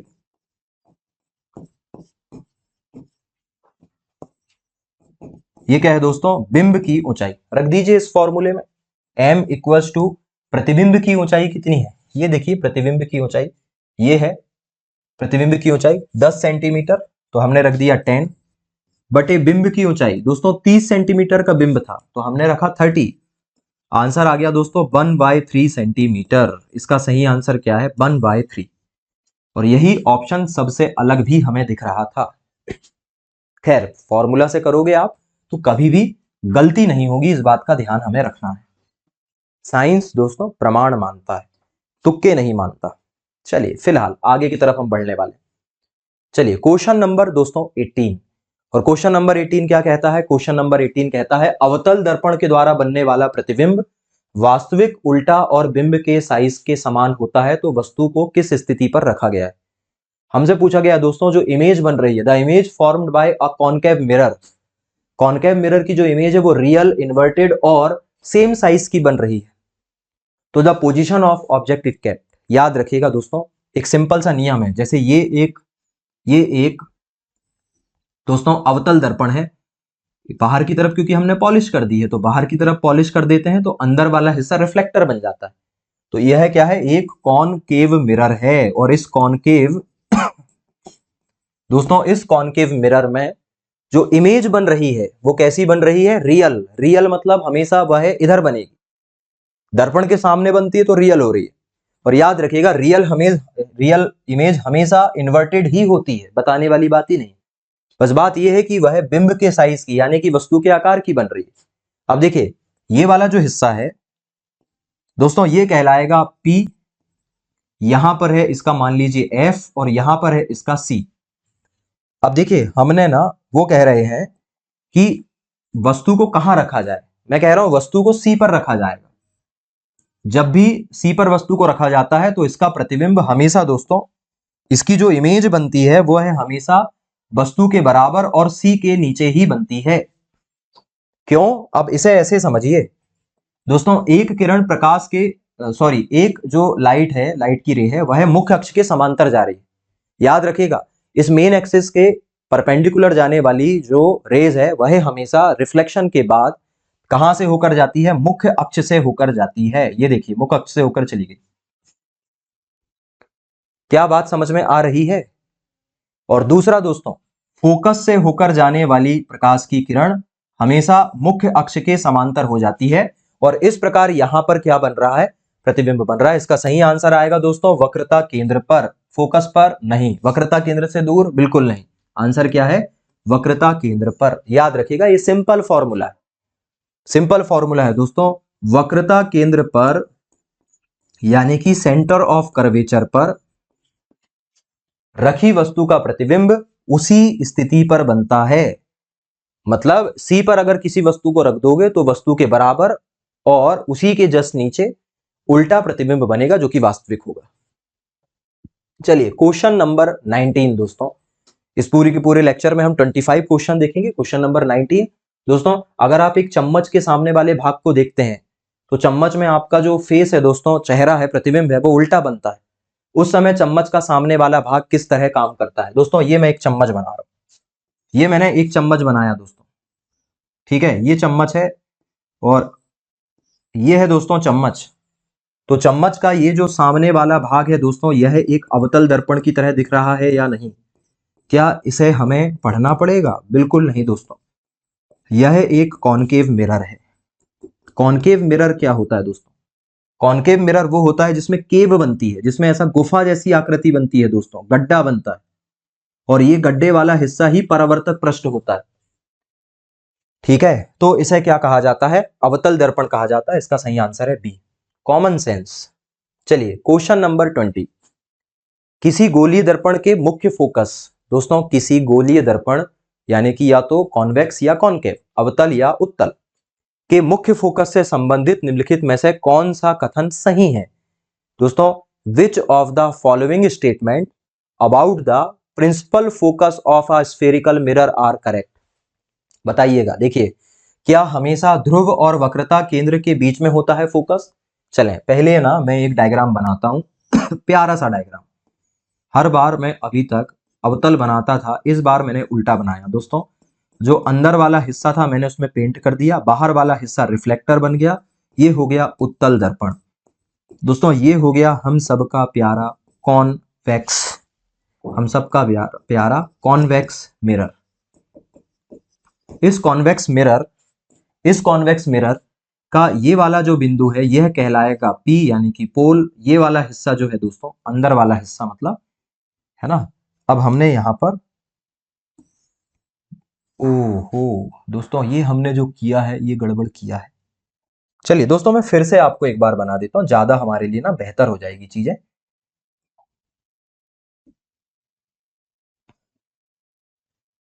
ये हमारे लिए ज्यादा बेहतर हो जाएगी। चलिए इसे छोड़िए, फिलहाल अब मैं सारी की सारी चीजें मुझे फिर से बनानी पड़ेगी क्योंकि भाई ये तो ऐसा है कि मान नहीं रहा है। चलिए कोई बात नहीं, हम फिर से देखते हैं और बहुत रैपिडली हम यहां पर चीजें देखेंगे। यहां पर मैं आपको समझा रहा हूं, जल्दी से देखिए दोस्तों, देखिएगा ध्यान से। ये मैंने बनाया एक, ये मैंने बनाया यहां पर एक इस तरीके का मिरर और अंदर की हिस्से को मैंने पूरी तरह क्या कर दिया है? पॉलिश कर दिया है। और अब ये बन चुका है आपका दोस्तों उत्तल दर्पण और इसका ये वाला बिंदु कहलाएगा P। ये मान लीजिए इसका सेंटर ऑफ कर्वेचर है और ये इसकी फोकल लेंथ है। अब हमसे क्या पूछा गया है? मुख्य फोकस के बारे में पूछा गया है, F के बारे में पूछा गया है। क्या एफ हमेशा ध्रुव और वक्रता केंद्र के बीच में होता है? अरे बिल्कुल भाई होता है, ये तो दिख ही रहा है। दूसरा, क्या यह दर्पण के आकार पर निर्भर करता है? नहीं दोस्तों, दर्पण के आकार पर क्यों निर्भर करेगा। दूसरा दोस्तों, यह सदा वक्रता केंद्र पर स्थित होता है। क्या दोस्तों यह हमेशा वक्रता केंद्र पर स्थित होता है? जल्दी से बताइए, क्या यह वक्रता केंद्र पर स्थित होता है? बिल्कुल नहीं दोस्तों, इसका सही आंसर है डी, केवल एक सही। चलिए क्वेश्चन नंबर 21। दोस्तों केवल 5 क्वेश्चन बचे। मान लीजिए अवतल दर्पण के मुख्य अक्ष के समांतर कुछ किरणें आपतित हो रही है, तो सभी परावर्तित किरणें कहां जाकर मिलेंगी? Suppose the number of a ray parallel to the principal axis are falling on a concave mirror. Concave mirror की बात हो रही है। And then are the reflected rays will be intersect. देखिए ध्यान से देखिए, बहुत गौर से देखिए इस क्वेश्चन को। ये क्वेश्चन आपको बहुत संतुष्टि देने वाला है। देखिए इसे, ये है आपका अवतल दर्पण, क्योंकि मैंने बाहर की जो परत है इसे मैंने वो कर दिया है, पॉलिश कर दिया है। तो ये है आपका अवतल दर्पण, यानी कि ये है आपका कॉनकेव मिरर। सही है। और इस कॉनकेव मिरर का ये जो हिस्सा है ये कहलाएगा पोल, ये कहलाएगा फोकस, ये कहलाएगा सी यानी कि सेंटर ऑफ कर्वेचर, वक्रता केंद्र। अब आपसे पूछा जा रहा है कि इसके मुख्य अक्ष के समांतर आने वाली प्रकाश की किरणें, मान लीजिए एक किरण आ रही है दोस्तों, ये इसका प्रिंसिपल एक्सिस है, ये प्रिंसिपल एक्सिस के समांतर एक प्रकाश की किरण आ रही है। और हम नियम जानते हैं कि जब भी कोई प्रकाश की किरण मुख्य अक्ष के समांतर होकर आती है तो दोस्तों यह फोकस से होकर जाती है। कहां से होकर जाती है? फोकस से होकर जाती है। इसका सही आंसर है फोकस। दैट्स ऑल दोस्तों। क्वेश्चन नंबर 22, ध्यान दीजिएगा क्वेश्चन नंबर 22 क्या कह रहा है। दोस्तों क्वेश्चन नंबर 22 कह रहा है कि 30 सेंटीमीटर की ऊंचाई वाले बिंब को, ये हम पढ़ चुके हैं, इसका सही आंसर 1/3 आएगा, ये मैं पढ़ा चुका हूं। चलिए दोस्तों क्वेश्चन नंबर 23, अपवर्तनांक निम्नलिखित में से किससे संबंधित होता है? The reflective index is related to. ये किससे संबंधित है? दो अलग अलग माध्यम में प्रकाश के गमन की चाल से, यानी कि the speed of propagation of light in 2 different medium, या फिर दो अलग अलग माध्यम में प्रकाश की आवृत्ति से, या फिर चुंबकीय आघूर्ण से, या फिर ध्रुवीकरण से। देखिए मैं कह रहा हूं, वैसे तो मैं अभी डिस्कस कर चुका हूं आपको, मैं आपको कह रहा हूं ये जो अपवर्तनांक है ना, ये जो आपका रिफ्रैक्टिव इंडेक्स है, ये मैं आपको ऑलरेडी बता चुका हूं पहले ही क्वेश्चन में। दोस्तों ये जो अपवर्तनांक है आपका, यह तय करता है कि प्रकाश की चाल कितनी होगी। ये किसको निर्धारित करता है? प्रकाश की चाल को। जितना ज्यादा अपवर्तनांक होगा प्रकाश की चाल उतनी ही कैसी होगी? कम होगी। तो वैसे तो इसका सही आंसर ए है, पर आप इसे कैंसिलेशन मेथड से भी कर सकते थे दोस्तों। ध्रुवीकरण का कोई लेना देना नहीं है, चुंबकीय आघूर्ण का कोई लेना देना नहीं है, प्रकाश की आवृत्ति कभी नहीं बदलेगी, केवल आंसर आएगा ए। आप इसे कैंसिलेशन मेथड से भी कर सकते थे। चलिए क्वेश्चन नंबर 24, एक गोलीय दर्पण का द्वारक क्या होता है दोस्तों? गोलीय दर्पण का द्वारक, मान लीजिए ये एक दर्पण है, ये एक दर्पण है, कोई भी ले लीजिए, अवतल उत्तल। तो दोस्तों ये जो दिख रहा है ना एक्स और एक्स डैश, ये कहलाता है द्वारक। और ये द्वारक क्या होता है दोस्तों? ये द्वारक क्या होता है ये हमें बताना है। पहला ऑप्शन, क्या यह दर्पण की परावर्तक सतह का व्यास है? क्या यह वक्रता केंद्र और फोकस के बीच की दूरी है? क्या ये वस्तु और दर्पण की दूरी है, या फिर छवि और दर्पण के बीच की दूरी है? देखिए बहुत बेसिक बातचीत मैं कर रहा हूं दोस्तों। ये जो दर्पण अभी तुम्हें दिखाई दे रहा है, ये कभी ऐसा एक गोला रहा होगा कि नहीं रहा होगा? बिल्कुल गोला रहा होगा, बिल्कुल सही है। और ये जो स्थिति है यह आपको क्या बताती है? यह बताती है कि यह क्या रहा होगा? व्यास रहा होगा। दोस्तों ये क्या रहा होगा? व्यास। याद रखिएगा ये जो द्वारक है ये क्या रहा होगा? व्यास रहा होगा, क्योंकि यहां से यहां तक आपकी रेडियस और यहां से यहां तक की रेडियस, इस तरीके की स्थिति रही होगी। और ये इसका क्या हो जाएगी? रेडियस। आधी क्या हो जाएगी? रेडियस। ये रेडियस दोनों मिलाकर क्या बन जाएगा? व्यास। अब मैंने कहा कि भाई मैंने एक गोले को काटकर इसे काय में कन्वर्ट कर दिया? दर्पण में। तो अब ये जो इसका द्वारक है दोस्तों, ये जो इसका आपको अब द्वारक दिखाई दे रहा है, ये द्वारक है इसका, ये क्या है? इसका व्यास है। सही आंसर है ए। चलिए दोस्तों लास्ट क्वेश्चन आज की हमारी इस क्लास का, जबरदस्त क्लास का, पहली क्लास का आखिरी क्वेश्चन। अपवर्तन के नियम के अनुसार दोस्तों, अपवर्तन के नियम के अनुसार according to the law of refraction, which of the following is true. दोस्तों, अपवर्तन के नियम के अनुसार कौन सा कथन सही है ये आपको बताना है। पहला कथन, the incident ray, the reflected ray and the normal of the interface of two transparent medium do not lie in the same plane. दोस्तों, आपतित किरण, अपवर्तित किरण और उनका अभिलंब एक ही तल में नहीं होते हैं। आपको बताना है कौन सा कथन सही है। क्या ये बात सही है? नहीं दोस्तों, ये बात सही नहीं है। हमने देखा है तीनों का एक ही तल में होना बहुत जरूरी है, वरना ये घटना होगी ही नहीं। चलिए दूसरा, प्रकाश के किसी निश्चित रंग और निश्चित माध्यम के युग्म के लिए आपतन कोण की ज्या और उस कोण की जो कोज्या है उसका अनुपात जो है वह स्थिर होता है या ज्या भी स्थिर होती है। मतलब for the given colour of light and the given pair of media the ratio of sine of the angle of incident and the sine of angle of refraction is constant. बिल्कुल सही दोस्तों। स्नेल ने क्या कहा था? Snail ने कहा था n sine theta 1 equals to n2 sine theta 2। कुछ याद आ रहा है? दोनों की ज्या यानी कि दोनों का साइन थीटा बराबर रहता है, ये बात एकदम सही है।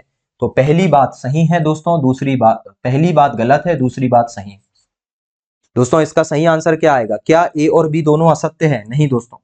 क्या ए असत्य है और बी सत्य है? बिल्कुल सही दोस्तों। क्या दोनों सत्य हैं? नहीं।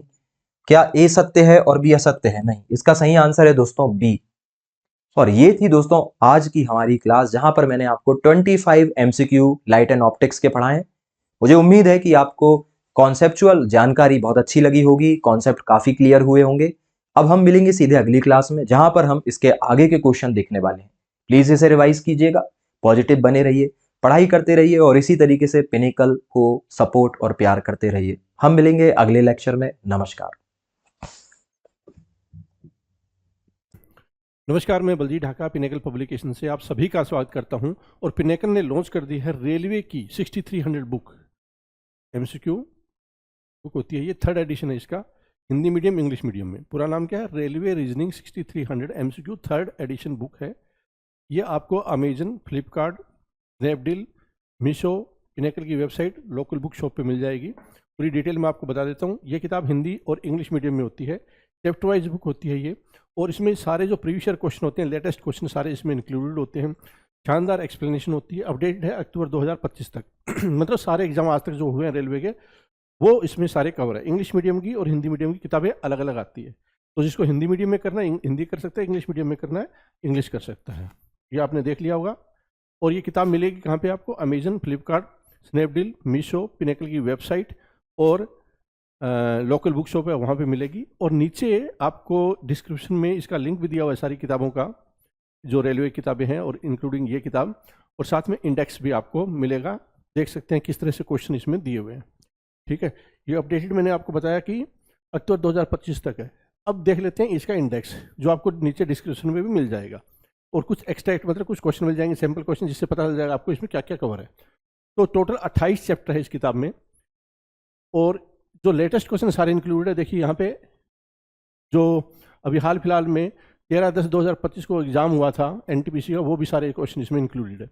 NTPC हुआ ग्रेजुएट लेवल का, अंडर ग्रेजुएट लेवल का, RPF constable, RRB, LP, CBT 2, CBT 1, technician, JE, RPF SI, ये सारे एग्जाम आप देख सकते हैं, इनके क्वेश्चन आपको मिलेंगे। ठीक है, इन क्वेश्चन को करके आप अपनी तैयारी को शानदार कर सकते हैं। बार बार इन्हीं क्वेश्चन की प्रैक्टिस करेंगे, ठीक है, तो आपकी जो स्किल है वो बहुत अच्छी हो जाएगी। 28 चैप्टर टोटल। स्टार्टिंग में क्या होता है कि पहले थ्योरी दी होती है हर चैप्टर के, उसके बाद क्या होता है कि वो वैरायटी क्वेश्चन, और साथ में क्या है कि लेटेस्ट क्वेश्चन स्टार्टिंग में दिए होते हैं, जिससे कि आप पहले लेटेस्ट क्वेश्चन की तैयारी कर लें जो हाल फिलहाल में एग्जाम में पूछे गए। ठीक है, इस तरह से आपको इंडेक्स मिलेगा हिंदी में और इंग्लिश में। नीचे डिस्क्रिप्शन में लिंक दिया हुआ है, वो आप देख सकते हैं। पिनेकल की वेबसाइट पे जाकर भी आप देख सकते हैं। ये देखिए, पहले थ्योरी होती है, फिर उसके बाद क्वेश्चन स्टार्ट हो जाते हैं। इस तरह से क्वेश्चन होते हैं, नीचे हर क्वेश्चन के यहाँ पे दिया होता है, और फिर उसके बाद में सॉल्यूशन होता है, एग्जाम ओरिएंटेड सॉल्यूशन होता है। पिनेकल की किताबें शानदार होती है, page quality, binding quality, clarity, font, ये बहुत शानदार होते हैं। तो आप इन किताबों का यूज़ करके और अच्छा स्कोर कर सकते हैं। और साथ में क्या है कि अगर आप वीडियो कोर्सेज ज्वाइन करना चाहते हैं, रेलवे मैथ है, रेलवे रीजनिंग है, रेलवे जीएस है, तो वो भी आप ज्वाइन कर सकते हैं। उनका भी लिंक नीचे डिस्क्रिप्शन में दिया हुआ है। All the best.